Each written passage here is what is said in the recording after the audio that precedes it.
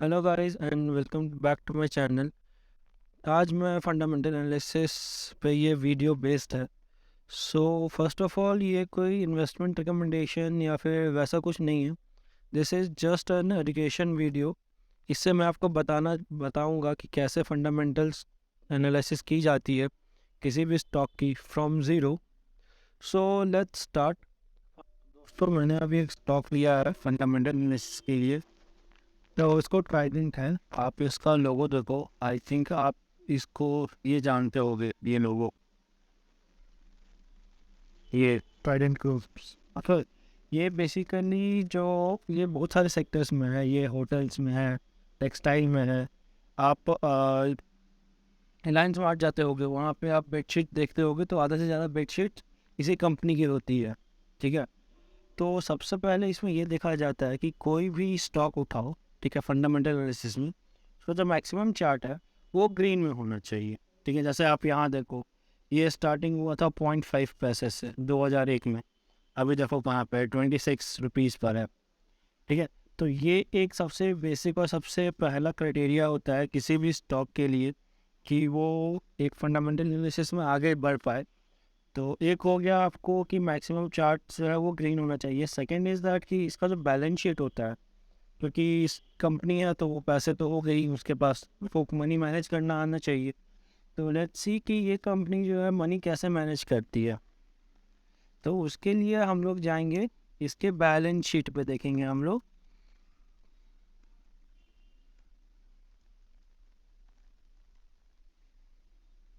Okay. इसमें आप money control करके टाइप करोगे तो मनी कंट्रोलर यहाँ आ जाएगा आपको। ठीक है, ये मैंने खोला। एंड सबसे इम्पोर्टेंट थिंग कि बैलेंस शीट कभी भी आप देखो तो ये हमेशा कंसोलिडेटेड फॉर्म में ही देखना चाहिए, क्योंकि जैसे मैंने आपको बताया ट्राइडेंट एक ग्रुप है। ये टेक्सटाइल में है, होटल्स में है, और भी बहुत सारे सेक्टर्स में है ये। तो ये किससे क्या होता है कि आपको इसके जितने भी बिजनेसेस हैं, बीइंग इन टेक्सटाइल और बीइंग इन होटल्स, ये सब का एक कम्युलेटेड फॉर्म में ये एक बैलेंस शीट देता है पूरे ट्राइडेंट का। जैसा देखो आप यहाँ बताओ, ये रिजर्व एंड सरप्लसेस है। ठीक है, इसका देखो यहाँ पे कितना है, 3335, ये हो गया कंसोलिडेटेड। ठीक है, आप इसी को अगर आप स्टैंड अलोन कर दो, अब देखो यहाँ पे एक डाटा कैसे चेंज हो जाता है। 3287 हो गया, डाटा चेंज हो गया। तो जनरली जो बैलेंस शीट देखा जाता है वो इसी में देखा जाता है, मतलब कंसोलिडेटेड फॉर्म में ही देखा जाता है। और बैलेंस शीट में मेन हम लोग को चार चीज़ देखनी होती है, जैसे रिजर्व एंड सरप्लसेस जिसकी मैं बात कर रहा था।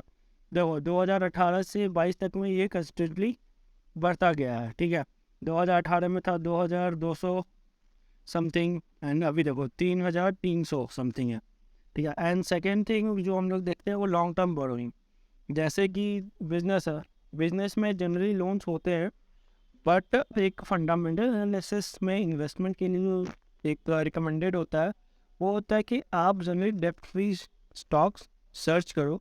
उसमें investment is much better option, क्योंकि उनको कोई इंटरेस्ट नहीं देना पड़ता है, राइट। कोई लोन है नहीं तो उस पर कोई इंटरेस्ट चार्ज होगा नहीं। तो वो पैसा उनके पास ही रहेगा, जिससे कि वो फर्दर बिजनेस में इन्वेस्ट करके अपना बिजनेस और ग्रो कर सकते हैं। ठीक है, एक लॉन्ग टर्म बोरिंग हो गया। लॉन्ग टर्म बोरिंग इसका गिरता गया है, लास्ट के एक साल में ये बढ़े हैं। शॉर्ट टर्म बोरिंग्स देखो तो फिर ये बढ़ता गया है, फिर धीरे धीरे देखो 18, 18 में 19, 20, 21, 22। ठीक है। और माइंड डेट ये जितने भी हैं ये सारे करोड़ में हैं। देखिए देखिए यहाँ पे ये लिखा हुआ है balance sheet in rupees crore. Okay.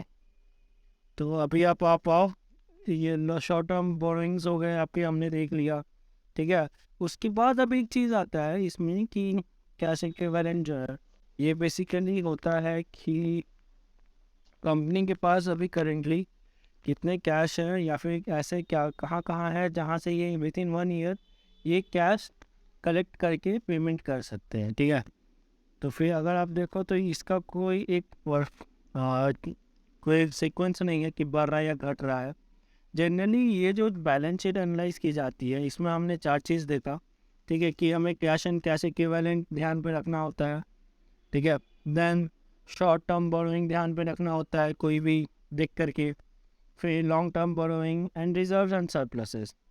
ठीक है, तो बैलेंस शीट में हमें जनरली एज अ बिगिनर ये 4 चीज़ ध्यान रखनी होती है। इसको एनालाइज करके फिर उसके अकॉर्डिंग हमें समझना पड़ता है कि हाँ ये ग्रुप सही है या नहीं है। बैलेंस शीट हर कंपनी का अलग अलग बैलेंस शीट होता है, तो हर एक बैलेंस शीट अलग अलग तरीके से एनालाइज होती है। ये एनालिसिस एक अलग तरीके की होती है। ये एक बहुत ही ज़्यादा एडवांस, जब आप जाओगे इसमें फंडामेंटल एनालिसिस में, तब आपको ये बैलेंस शीट एनालाइज समझनी पड़ेगी, राइट।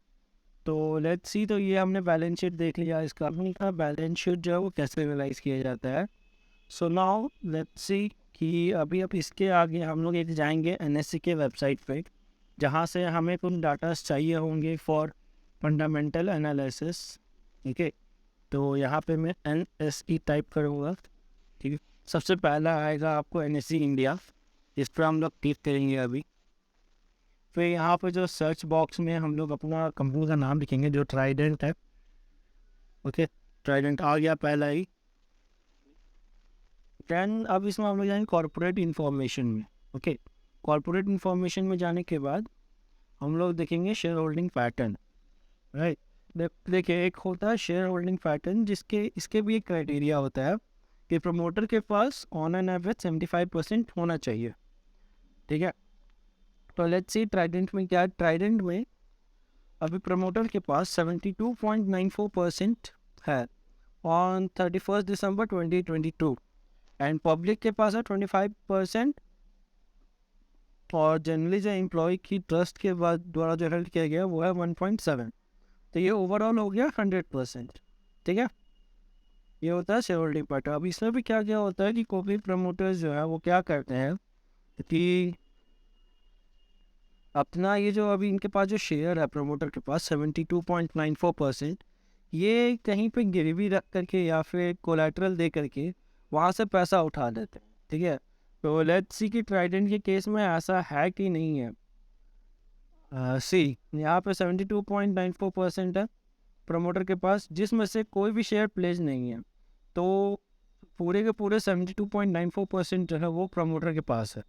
ठीक है, नाउ अभी मैं आपको एक एग्जांपल दूंगा ये इससे रिलेटेड कि कितना प्लेज हुआ है और कैसे कैसे सर्च किया जाता है, right. So 1 second, let me open that page. तो दोस्तों ये एक सेटको ऑटोमोटिव करके है एक।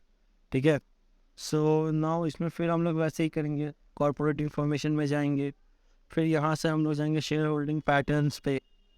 ठीक है, तो देखिए यहाँ पर 59% जो है वो प्रमोटर के पास है, 40% पब्लिक के पास है, तो टोटल 100% शेयर्स हो गए। ठीक है, अब हम लोग देखते हैं कि इस 59.25% में से एक्चुअली में प्रमोटर्स ने कितने स्टॉक्स जो है इक्विटीज़ वो प्लेजिंग करके वहाँ से पैसे इन्होंने उठाए हैं। ठीक है, तो ये देखो 59.25% में से 56.05% जो है वो इन्होंने किसी को प्लेज, किसी के पास प्लेस्ड है, उन्होंने उसके बदले वहाँ से पैसा उठाया है। ठीक है, तो बेसिकली देखा जाए तो अभी सिर्फ प्रमोटर जहाँ ऑन पेपर इन्होंने 59.25% दिखा रहे हैं, बट इन रियलिटी उनके पास सिर्फ 3.2% ऑफ शेयर्स है।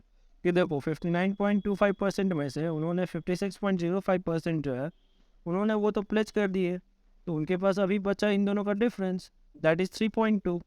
ओके, अब आप पूछोगे कि ये 94.59% क्या है। ठीक है, तो 94.59% जब वो बताता है कि 59.25% में से इन्होंने कितना दिया है, कितना परसेंट जो है वो प्लेज है।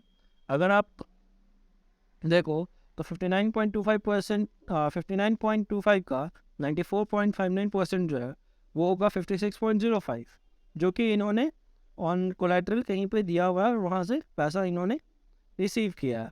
ठीक है, तो ऐसा भी चीज़ें होती है, तो हमें ये सब भी ध्यान देना पड़ता है, क्योंकि बहुत सारी जगह ये बस प्रमोटर्स के होल्डिंग दिखाते हैं और ये नहीं बताते कि उन्होंने उसमें से कितना कोलेक्टरल कहीं पे दिया हुआ है या फिर वैसा कुछ। सो ये सब चीज़ हमें एनएससी के ऑफिशियल वेबसाइट पे दिख जाएगी, उसकी कोई टेंशन लेने की ज़रूरत नहीं है। तो थैंक यू गाइस, ये मैंने आपको बताया अभी कैसे बेसिक फंडामेंटल एनालिसिस किया जाता है। इसकी मैं एक सीरीज़ बनाने की कोशिश करूँगा जिसमें मैं advance basic to advance business कैसे फंडामेंटल एनालिसिस किया जाता है वो मैं बताने की कोशिश करूँगा इसमें। बेसिकली ये बेसिक था, ठीक है। तो एडवांस में होता है कि हमें ये तो हमने डाटा सारा एनालाइज कर लिया, ठीक है। बट एक फंडामेंटल एनालिसिस होता है जिसमें हमें पूरे के पूरे उसका बिजनेस को एनालाइज करना पड़ता है, मतलब किस सेक्टर में है। जैसे मैंने अभी ट्राइडेंट के बारे में आपको बताया, ठीक है, ये ट्राइडेंट ग्रुप के बारे में कि ये टेक्सटाइल में है बिजनेस, टेक्सटाइल बिजनेस में है, होटल्स में है, और भी बहुत सारे इसके ग्रुप्स हैं, ठीक है। तो हमें पूरे ट्राइडेंट के जितना बिजनेसेस है वो सब के सब हमें एनालाइज करने पड़ेंगे। वो एक बहुत ज़्यादा वास्ट टॉपिक है। सो मैं इसके बाद मैं एक बनाऊंगा एडवांस फंडामेंटल एनालिसिस करके, मैं उसमें कोशिश करूंगा कि मैं उसमें कैसे एक कंपनी का बिजनेस एनालाइज किया जाता है वो मैं उसमें सिखाने की कोशिश करूंगा, ठीक है। क्या वो प्रो एंड कॉन्स होते हैं, क्या कैसे उसमें डिफाइन किया जा सकता है, क्या क्या उसमें डिटेल्स चार्ज मतलब होते हैं कि हमें ढूंढना होगा। सो फ्रेंड्स, अगर आप अभी भी एंड तक देख रहे हो तो आई थिंक कि आप इंटरेस्टेड हो ये चीज़ सीखने में कि फंडामेंटल एनालिसिस किया कैसे किया जाता है। So I will try my best कि इसको जल्दी से जल्दी बना करके मैं अपलोड करूँ। But until that, for such content, like, follow and subscribe to my channel, ताकि जो मैं वीडियो डालूँ जल्द से जल्द आप तक पहुंच सके और आप वो चीज़ समझ पाओ और कैसे किया जाता है वो सब आप समझ पाओ। सो